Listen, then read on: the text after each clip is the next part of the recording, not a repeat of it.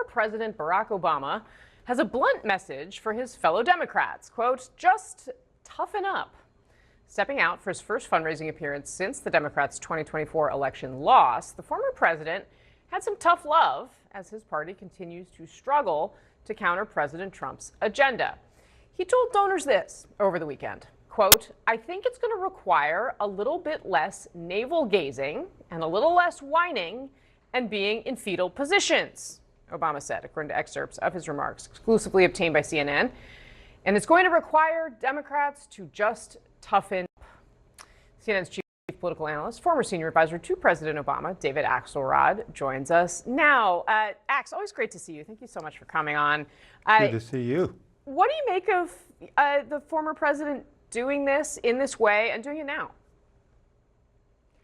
Well, it's telling that he did it at a fundraiser for the Democratic National Committee that was set up to support candidates, particularly the two gubernatorial candidates in New Jersey and Virginia, Mikey Sherrill and Spamberger in Virginia.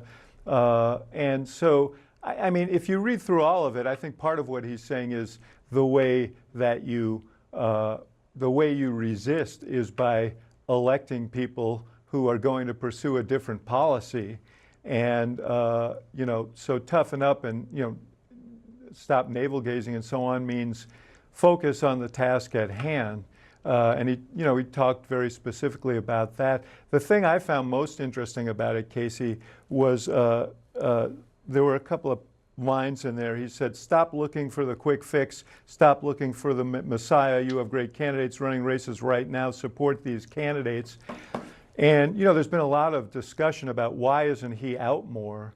I think his view, and I've had these discussions with him in the past, is that there are always new leaders. You need to lift up these new leaders, and these new leaders have to lead. And it is not appropriate or wise to look back and say, well, you come back and do it again, or you be the, and that, in a sense, that was, to me, an explanation for why he's picked his shots and why he has he's been a little circumspect and not out there constantly, because he believes that there are voices within the Democratic Party who can step up and lead at this point and into the future. Well, David, it's interesting you picked up on that, because that also really stuck out to me, especially the use of the word messiah. I mean, because Obama himself, right, was often treated like that, right, in the Democratic Party. And we've increasingly seen that our politics are driven by singular figures more than they're driven by a party, or, people don't trust the parties as much, right? Obama had a hold over the Democratic Party in a way. He was able to bring voters in to the Democratic Party in a way that others have simply not been able to. Is there a world where, well, it's kind of easy for him to say that?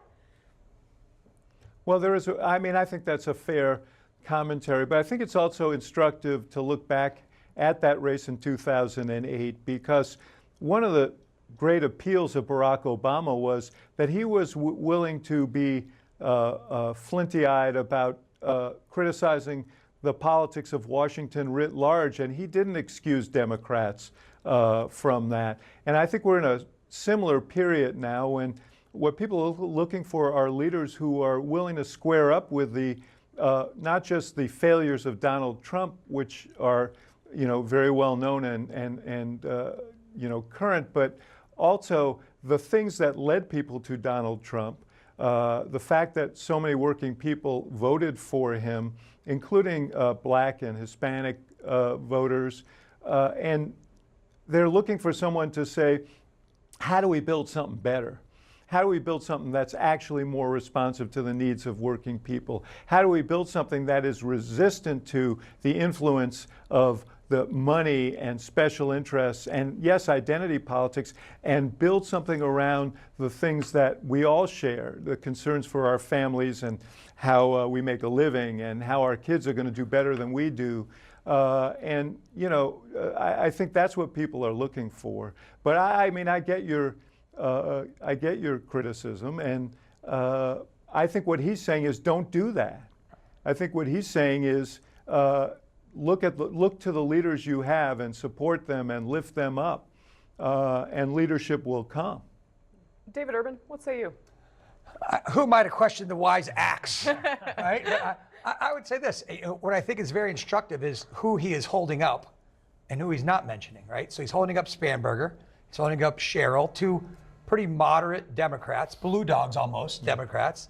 But yet we didn't hear any mention of Mr. Mamdani, who's really kind of captured the Democratic Party like Obama did before '08, right? So I think that is very instructive. Well, New York may or may not be the same as Obama. No, but still, Iowa, but if you look at who's fired up the base the most, right? I think at this point, I may be wrong, but I think Mamdani, right? Those are the most critical elections right now, the statewide. And Abby and Mikey are dynamic leaders. I'll also say, from having read that speech that he gave, he was pretty scoldy.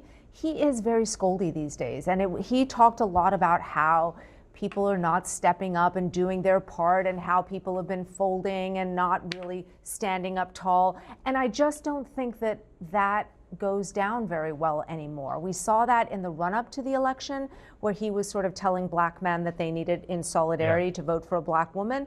And I think that that kind of scoldy Obama really doesn't play to the Democratic base anymore. Axe, can I get you to weigh in on that? Yeah, look, I mean, I half agree that I applaud those people, those law firms who have the courage to stand up, universities that are standing up to protect academic freedom. I also am aware that there are responsibilities to the institutions that people are leading that cause those to be difficult questions. So it's not as easy as one might say. That said, there may have been people in that room last night who were there to support the Democratic Party but had questions about whether they wanted to stick their own neck out if they were part of a big law firm and so on. And for them, maybe the message was appropriate. Axe, can I get you to also to weigh in on what David Urban was just saying about who and where the excitement is coming in? I mean, it's a good point. Abigail Spanberger is the kind of candidate that certainly, if you think about the Bill Clinton model in the 1990s, someone from the South, she's got national security experience, appealing to a broader coalition, very different profile than the Democratic nominee for the mayoralty in New York. Yeah, we're also a big, diverse country. I don't think David Urban, my buddy, I don't think he supports everything that every Republican office holder around this country has said. He's way too sane for that. And I would say this: Mamdani especially excited young people in New York, and it is instructive to see how he has done that. He has done that by single-mindedly focusing on the issue of affordability, which is huge in New York and across this country. So you may not agree with his prescriptions on some things, and you may not agree with some of his positions on other issues, but I think that is a through line for Democrats across the country, whether it is Mikey Sherrill in Jersey or Spanberger in Virginia, or candidates across the country. We have an affordability crisis in this country. It's one of the reasons why Donald Trump was elected. Despite the fact that he says that he has done a tremendous job in dealing with that, I think people know the cash register doesn't lie, the rent check doesn't lie. This is a persistent problem, and I think it's one that Democrats can unify around rather than splintering into other issues that are much more divisive.